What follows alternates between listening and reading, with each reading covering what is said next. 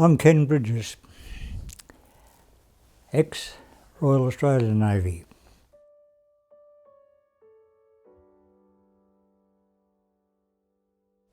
I was born in New South Wales in a town called Narrandera on the Murrumbidgee River, and grew up as a child for many years on a soldier settlement farm block which had been awarded to my father, a World War I ex-digger, and we were very proud to look after 39 acres, I think they were in those days, of some very rich oranges. From a very early age, I had to look after my mother for quite a few years, as the farm and the work didn't hurt me, but it certainly did hurt Dad, and like many of the old World War I diggers, it took his life from him. So Mum and I lived mother and son for many years. My life began when we moved to Sydney from the country, and decided that because Mum had relatives in Sydney, that was the place for us to settle down. But it didn't take long before we found the ideal spot, and we managed to get a house for rental at Cremorne in Sydney. At that stage I was then in junior high school, and I schooled at the Morris Brothers School at Mossman, which was the next door suburb to Cremorne. As a young man, I was always interested in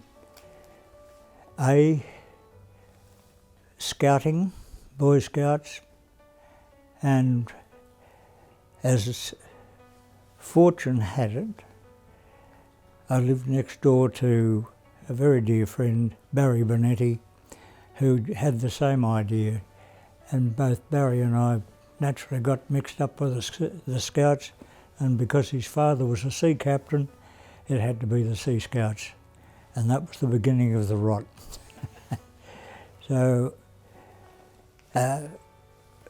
we lived quite a good life, Barry and I, with the Sea Scouts. And this, I'm speaking about the years 1940-41, which was right in the middle, of course, of World War II. Barry's father, being a sea captain, was very impressive as far as I was concerned, and I really loved the man. And when I finished school, rather than do something like a practical job, I weaseled my way into the Adelaide Steamship Company, who owned quite a fleet of ships, and managed to get myself involved in being a seafarer. Being underage, it was age 14 in those days, turning 15, it required a few side steps in order to get myself to sea, but eventually I did. So I began my sea career on an old coal-burning tramp called the Urama, which belonged to the Adelaide Steamship Company. It took me a short while to get used to the sea life, I already knew how to tie knots because Barry and I were in the Sea Scouts, and we felt we had a good background. And even when I look back on it today, I realise that it really was part of an apprenticeship, thanks to the Boy Scouts Association. However, I stayed with the Merchant Navy, having also made an effort to be qualified as an anti-aircraft gunner through the Navy with a special division of the Navy called DEMS, as the Defensively Equipped Merchant Ships. And those days, merchant ships in active areas carried, to begin with, one gun, one rather heavy gun, usually what was called a 12-pounder, on the stern of the ship. By necessity, other light anti-aircraft guns were supplied to the ship if it was necessary, and the people who manned those guns were the DEMS. That was the merchant seamen who were trained for gunnery. And that was my forte right through to the end of the war, having served in many, many ships, because the demand for moving people around with different categories of qualifications, particularly with gunnery, meant that you didn't spend very long in any ship. You were moved from one ship to another just because of the need of people, shortages of men.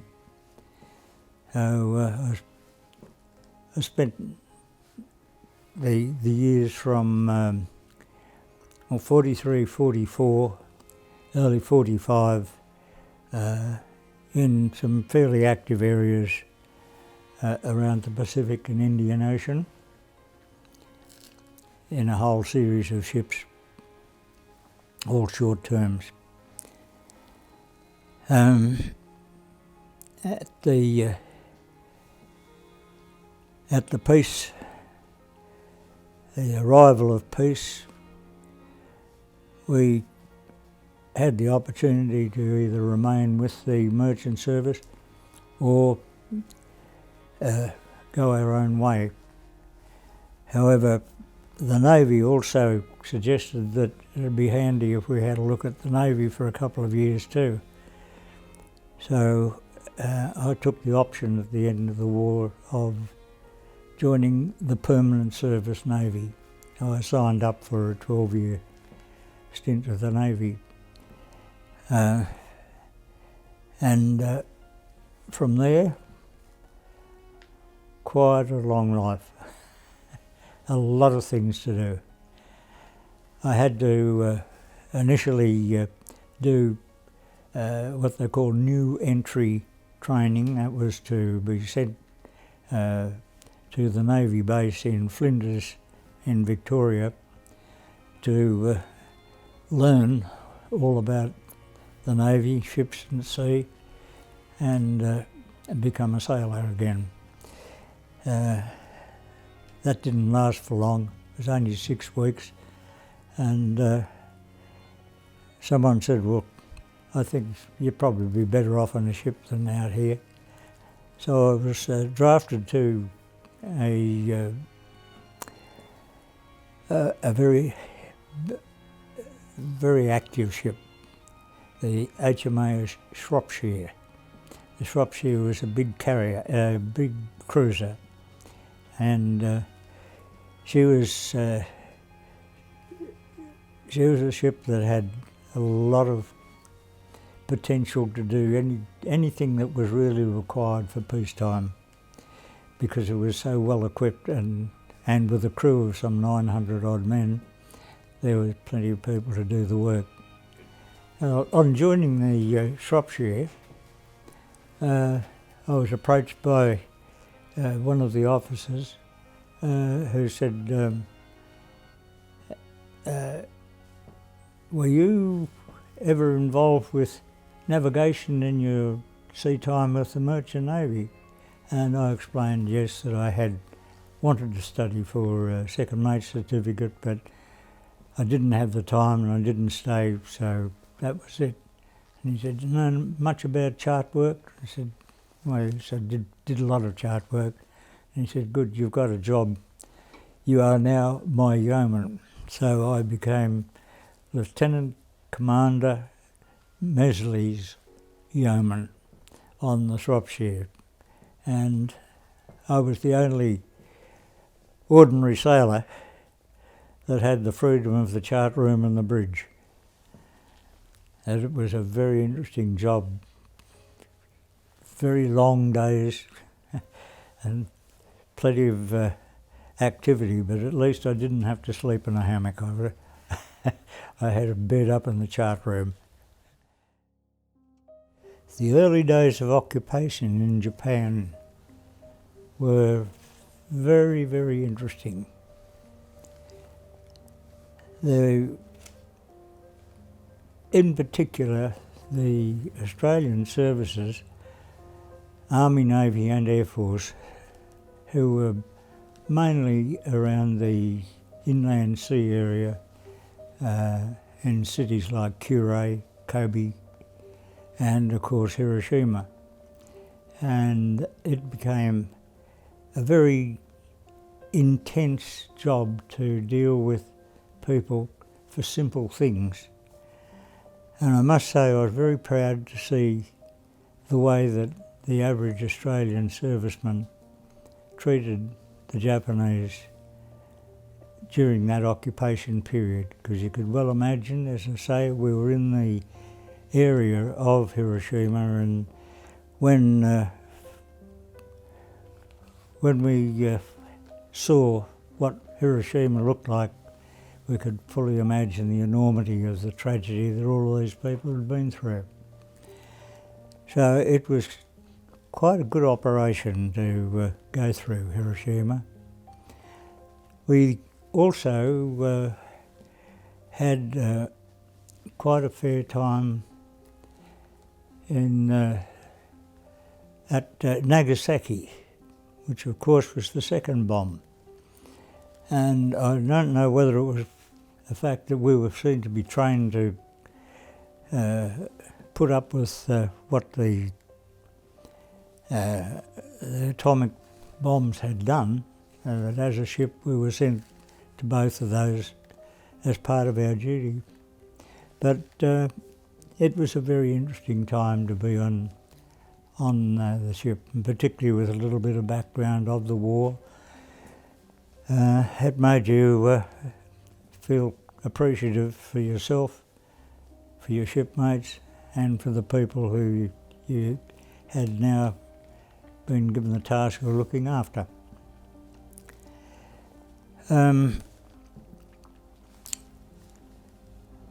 After the occupation, we came back to Sydney, and as I recall, I was told that I would need to re-qualify for a gunnery rate, seeing that I already had the old DIMS one, that was out of date. And so I said, all right, I'll do another course, which I did, another course. And at the end of that course, I was sent back to the fleet, and unfortunately I didn't have my Lieutenant Commander Mesley with me, and I was part of the ship's company of the other big cruiser, the Australia, the HMAS Australia. Unfortunately, in my mind, the Australia didn't match up to the Shropshire. It was a different job, it was a different atmosphere, Nevertheless, it was the job to do. So I stayed with the Australia, just doing normal naval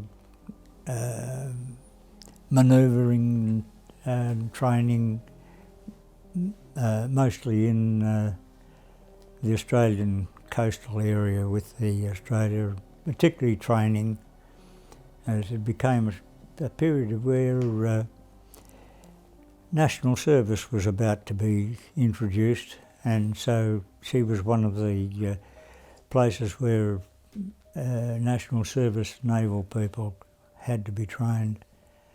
It was rather a different life to what we had before. I remained there until such time as I came up on draft using my gunnery qualification. I must say that I hadn't worn out any ammunition in the meantime. I was then drafted to a destroyer, the Bataan. The Bataan was a tribal class destroyer, one of 3 very fast destroyers.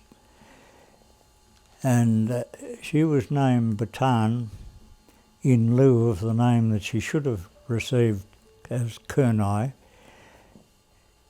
because the US Navy had recognised the value that our wartime cruiser, the Canberra, had been to the US fleet, and they named one of their new ships the USS Canberra. And it just so happened that General MacArthur was still in the picture, and he suggested that Bataan would be a good idea if we could wear one. So yes, we wound up with the name Bataan instead of Kenai. I stayed in Bataan for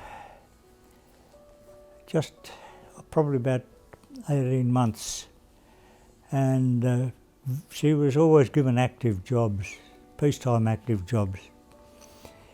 And it was at that stage that I decided that I would stay with the Navy and see my 12 years out, but I wasn't really impressed with the work that I was doing, and I decided to look into more of administration. So it was when I had decided to do the course as a coxswain. Now, coxswain is a senior petty officer, which I had achieved the rank of petty officer then, and the coxswain on ships such as destroyers, frigates, corvettes was the master at arms. In other words, he was the life of the disciplinary force right through the ship, as well as administration for the other parts of the other divisions of any ship, such as supply, engineering, gunnery, whatever it might be. He had to have his fingers on all things there, and he was sole contact to the captain of the ship, which with my background suited quite well, and we fitted in very well. However, Bataan, we had a lot of peacetime activities of just visiting ports and being the naval presence for places like Hobart for their annual regatta, and naturally you'd need to have ships in Melbourne for the Melbourne Cup. And that's the sort of procedure that we were going through with the baton.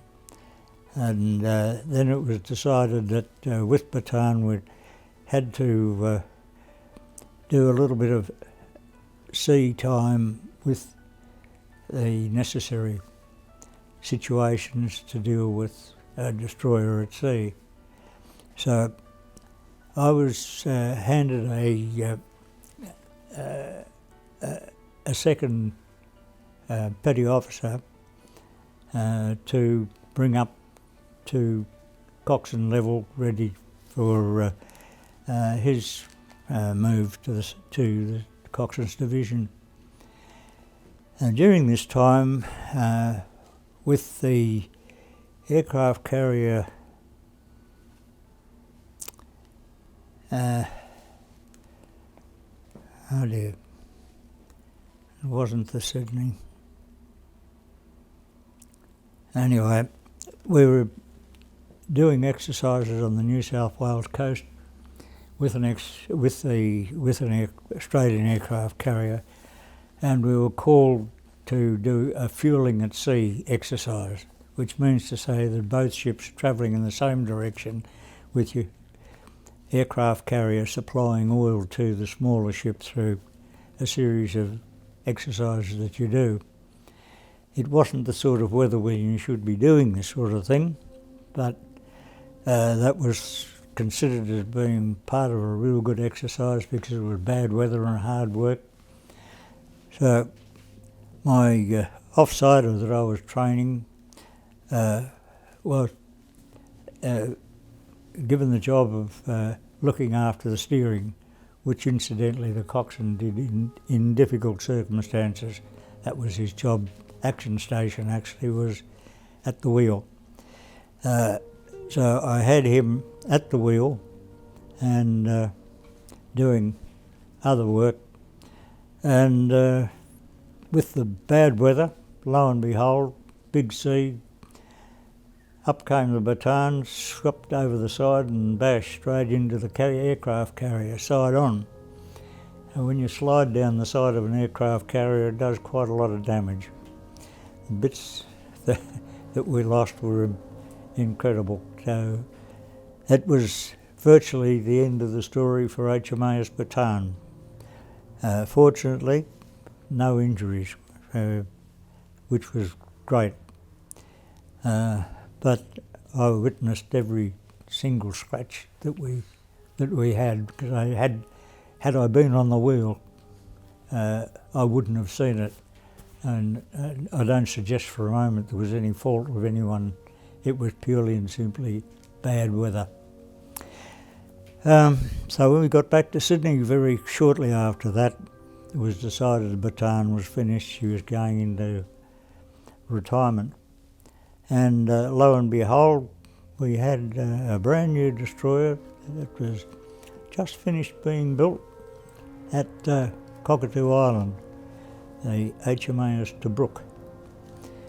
Tobruk was absolutely the end all, the ant's pants. She was famous. She was going to do everything.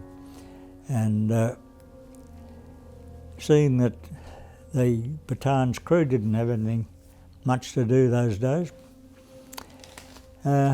we naturally were first cab off the rank to man most of the crew on Tobruk. So we went to Tobruk, and this was 1950. So the Bataan wasn't all that old. She was only about 3 years old anyway, but and considered as one of the modern ships. So this also tied in with the decision that, well, they've been on a modern ship, you know, it's better to put these sailors over here. So that's how we came to Tobruk. So we had a very exciting time to go to Tobruk, bring her into sea trials and go right through the whole procedure of everything that has to go on before you sign the book and say, okay, she's ours, and the dockyard gets paid. And that was a couple of months going through that procedure. And even though we hadn't quite finished the ship, we hadn't received our torpedo tube set up, which was one of those things that destroyers in the 1940s always had torpedoes ready. Anyway, the Brook was very well equipped gunnery-wise, and she was built for a good job. So they decided that, seeing that a war had broken out in Korea, this is the sort of ship we need up there. So off we went with the Brook off to Korea. And we remained up in Korea in 50-51 with a lot of gunnery work, a lot of coastal work, as well as landing crews for various tasks ashore. It was quite a period of time to go through, and it also happened to be the winter of 1950, and one had to get used to the fact that we really weren't designed to work in these sort of conditions, like, 10, 12, 15 degrees below zero and so forth. And even situations like washed clothing, you'd bring it down to have washed clothing, you'd bring it in and try to fold it and you'd be breaking it. Everything iced up. It was a very cold winter. Anyway, we came back to Sydney, and from that point I was then drafted to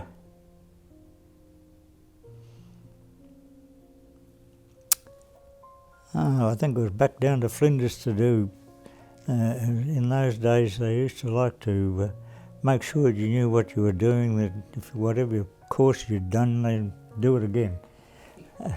I think it was all probably course on discipline more than anything else. But then back to Sydney, and of all things, back there, I'm back in 1955 now, and of all things, the coxswain who was in charge of the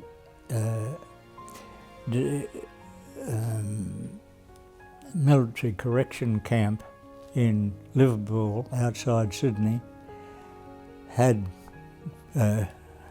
become ill and had to be removed from the job, and lo and behold, yours truly got the job of being in charge of the naval section of the men under punishment, as we called it. They're never prisoners in the Navy, they're just men under punishment, MUPs, at Holsworthy. So I spent a very difficult period of time right up to my discharge at Holsworthy. The best friend I had there was the regimental sergeant major who I shared a cabin with, and I found it a very difficult job working with a crew of the military police who were doing the job of looking after a so-called, what we call a prison camp. It was very difficult times. But it was a finale to my time in the Navy, and I was very happy to hold out until the end, and finally came home free. I'd ended my time in the Navy, but it still didn't relieve any memories. There's a lot of memories. They go on and on and on. It's a very busy life when you spend 24 hours in a ship. The worst memory I had of winter in Korea was the ice and the cold. And one of my friends was fortunate enough to have a good supply of long johns, as we call them, long underwear. And he was immaculate.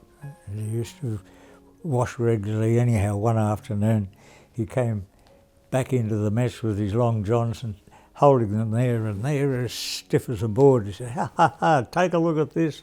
So we all laughed, and he threw them on the table and they broke.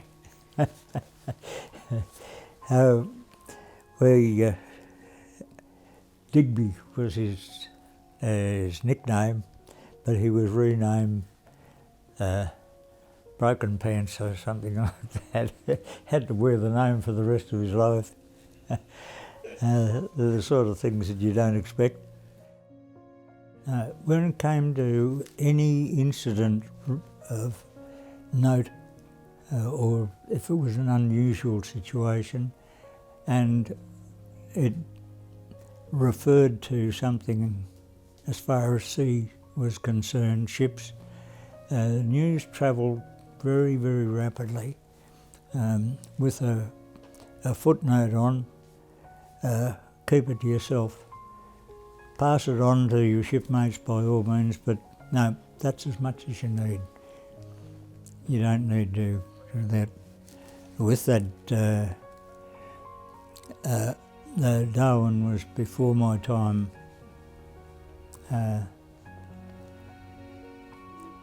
But I did serve on one of the ships that was in Darwin, the Barossa. She was a very difficult ship.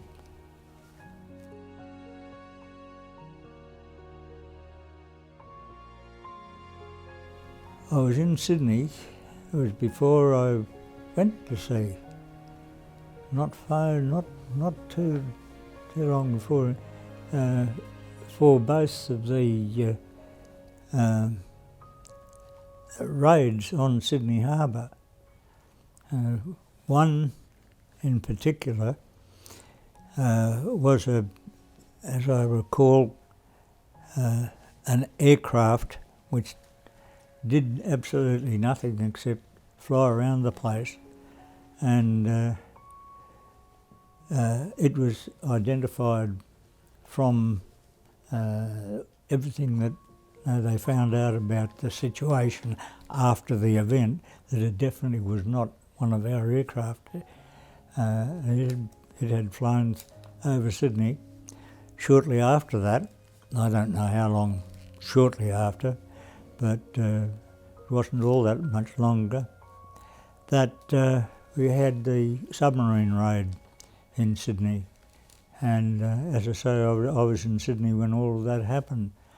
That was as close as that things were, as far as we were concerned. It was considered, from a defence point of view, as being a softening sort of situation, create a havoc, which the submarines, of course, were designed to do in Sydney Harbour. They were to come in and their objective was two large ships. Both of them were American cruisers, I think. I don't think they were battleships, so they were cruisers. Anyway, they were the targets as far as the submarines were concerned. But, as we know, well, history says, the only torpedoes fired were at, I think it was the Chicago, was the name of the ship, but they missed. And lo and behold, they hit the naval establishment at Garden Island in Sydney, and it blew one of our ships to pieces with a loss of life there. The submarine itself was scuttled. I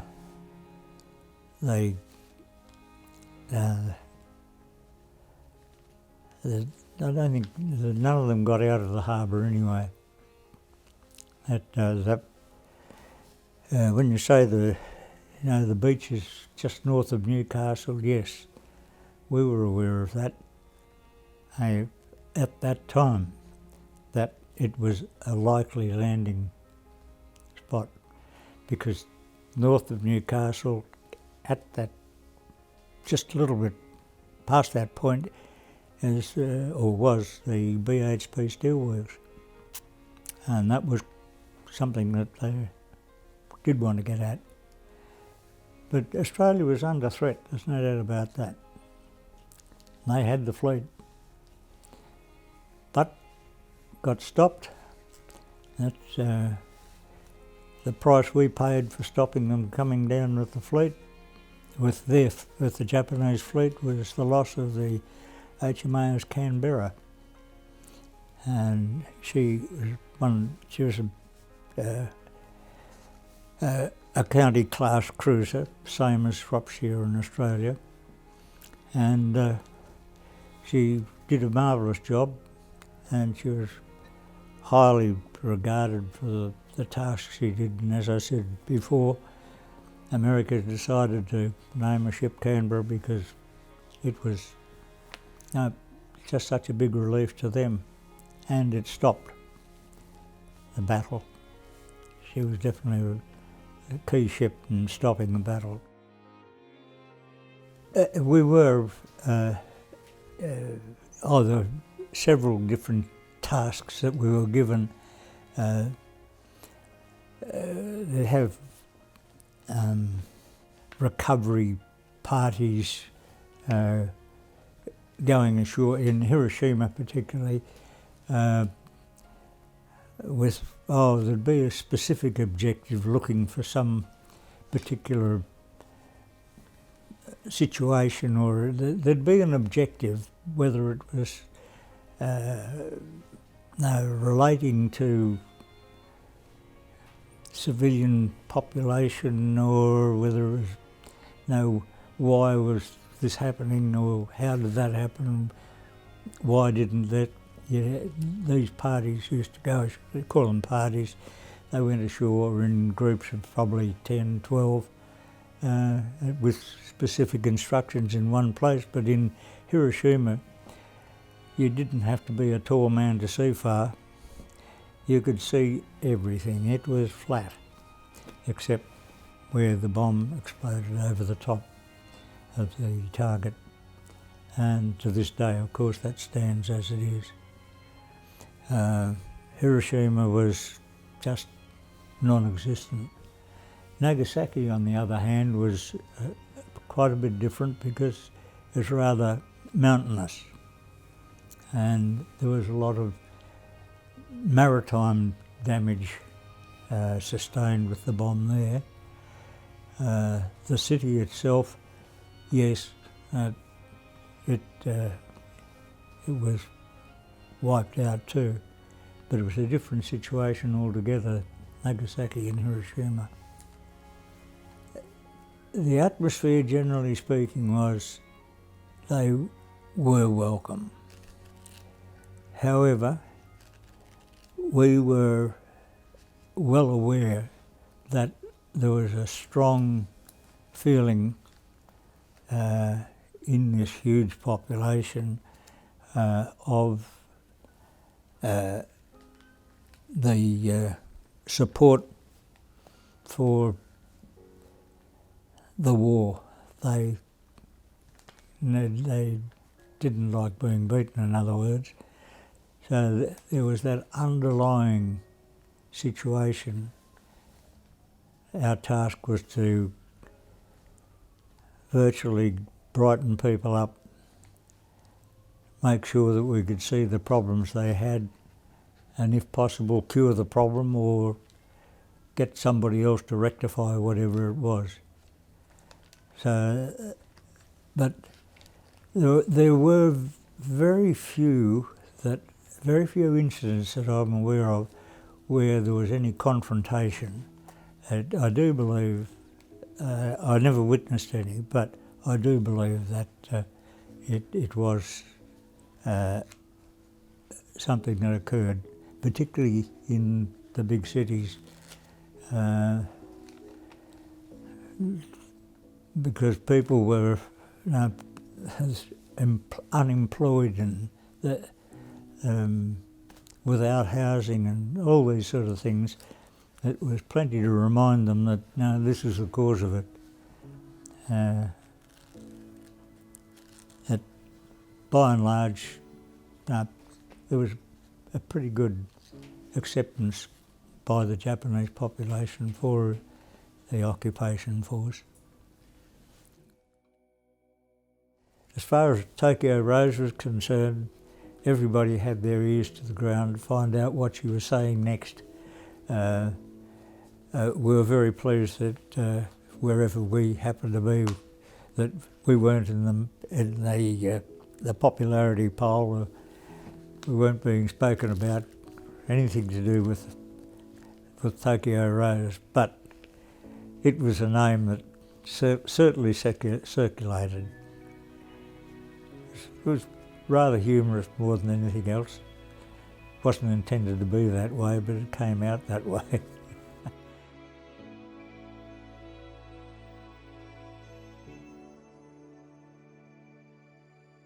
Well, our two sons, both born within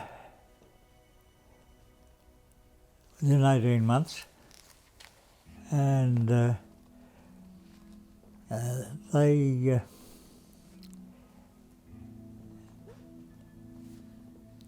were a handful to look after. They're very good people, good men. They really are good men. And life revolved around the youngsters straight away.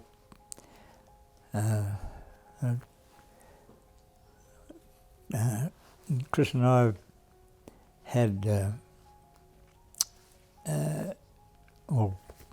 something I'd overlooked was our happy days getting married with my beloved.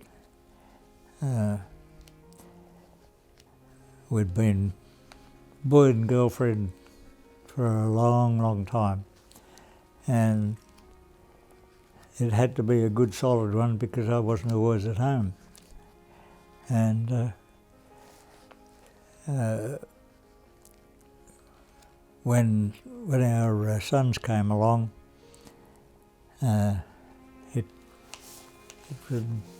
was a very tight family. We had a very close family. Looking after the boys was, as I say, really something. Both of them looked after their education as a very serious subject in their life. This, I felt, made them just a bit different to the average kid because they enjoyed every bit of their education, and it paid off very well. With the boys in their very young days, on top of which we had leased a rental flat in Bellevue Hill in Sydney, and a flat in Bellevue Hill wasn't any place to bring up boys or kids because there was just no room. So the next step was, right, we've got to get a house. So we managed to obtain a block of land up north of Sydney in a suburb called Cheltenham, near Epping, and we set to work to get a war service loan and build a home which we stayed in for 20 years up there at Cheltenham, a very nice spot. And it was easier for the boys to grow up. They had plenty of room. Didn't matter what went on, they were out and amongst it. Sports and otherwise in their schooling. That they were then to get the sea bug, and the oldest one decided that at the end of his high school program he was going to join the Navy, so he went into the Royal Australian Navy College at Jervis Bay to train as an officer. And in doing that, had himself really worked up into the situation of what he was going to do. But it wasn't his cup of tea. He loved the job, he loved what he was doing, but he didn't like the attitude of everything that the Navy had to offer in the cadets at Jervis Bay.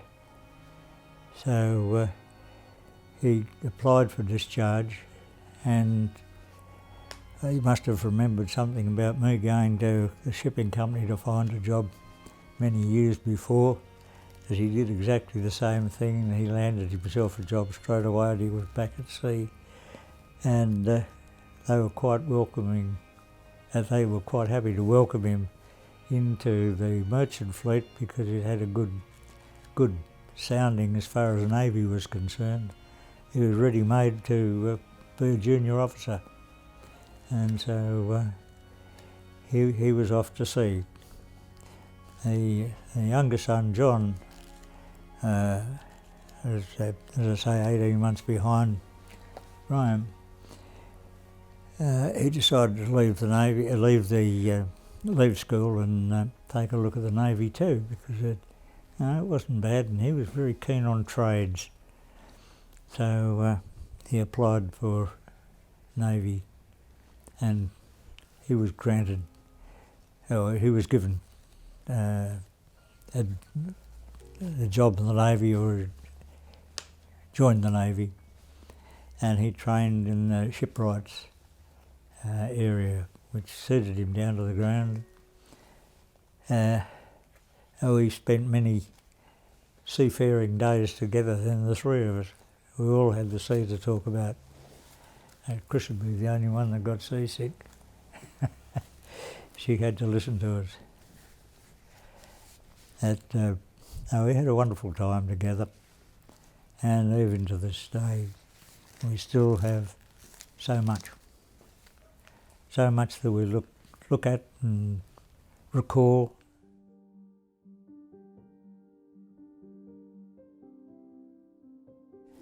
I joined the RSL during the war because it was something that I had seen work so well with my father. Being the World War I diggers that had the farms in Griffith and New South Wales, and they used to get together in such great company and help each other through the RSL. And I grew up with this. I joined I was eligible to join the RSL in 1942-43, and happened to be, I was on a ship anyway up there, I forget what ship it was, in Cairns. So I went out to see them at the RSL, tell them that I wanted to be in the RSL, and of course I was too young, but I was eligible. So I struck the right bloke, and he said, eligible, too young, or whatever it might be, you're a member here. So that was the beginning of my RSL career. It is something that I've lived with all my life, and I think it takes up to 70-something years now. I've been through a lot with it, and always very proud of the RSL and what it has done for people.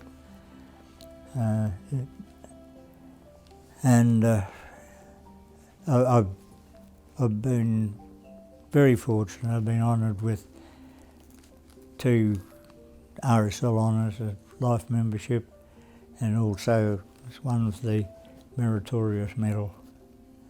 It's not a lot of them around, but I'm very happy to wear it. And happy to think, back to the days of I remember things that my dad did with the RSL.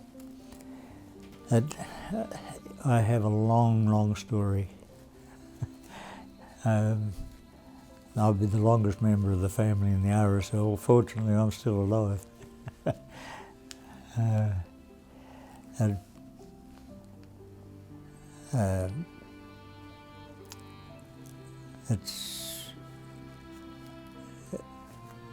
It's something that's grown into every age somehow. It's starting back in 1916, 17, 18 when they're getting these ideas, and then around about 19, I think it was, 18, 19, on the formation, it just grew immediately with the returned soldiers. In those days it was always referred to as the returned soldiers. There were sailors and airmen, but it was returned soldiers, and that was it. And they did marvellous things for each other. Still do today, still do. A very big field. Wonderful to see. We haven't had the opportunity really to get together very often on particularly Anzac Day, but yes, we do uphold tradition. We do attend to all the services that come up in that respect.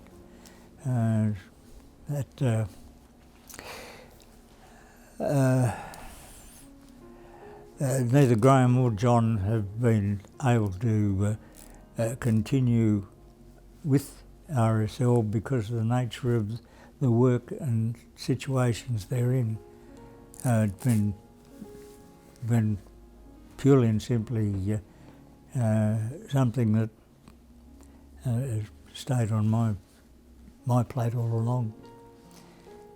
I think I've only just retired from active work in December, and it was sharing the work in our local Tawantinissa RSL sub-branch with my dear friend Whiskey, and we looked after welfare and pension claims, operations, so forth. We spent about 12 years on that, and that was our finale. We're worn out. We're looking for someone to look after us now.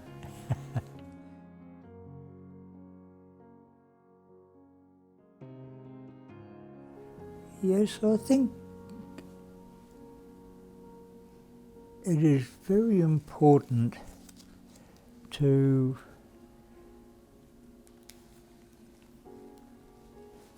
make contact with people in the realms of what your interests are,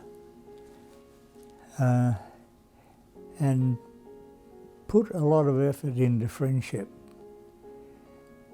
The best part and system to apply to the friendship, as far as I can see, is to put yourself there and say, what can I do for you? And when you make friends, you find that it accelerates and makes it a much better life for yourself and a lot of other people. I always say to myself each night before I go to sleep, what have you done for somebody else today? And I think it's quite a nice feeling when you think back and say, oh, you remember, gee, 9 times out of 10 now you put yourself into another job tomorrow. But I've always adopted that, and I think the great value is that you have friends, you have people that you can rely on. They can rely on you. When it comes to neighbourhoods where you live, people everyone is doing something for somebody else. When we first came here, we were one of very few houses along here, and one of the important things was the fire brigade.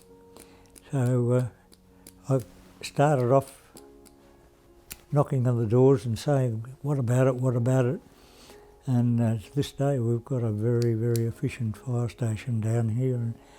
And not only is the fire station efficient in looking after the place, but it has created quite a number of friendships. And people look forward to if there's a meeting for some reason or other to inform everybody what's going on, everyone's there. And of course, we have our annual general meeting. You can't have that without having supper. And that goes on for quite a while too. This is the sort of thing that I mean by friendship. It does so much for you, it does so much for somebody else. And I think it's probably one of the objectives I've always had in my life, friends.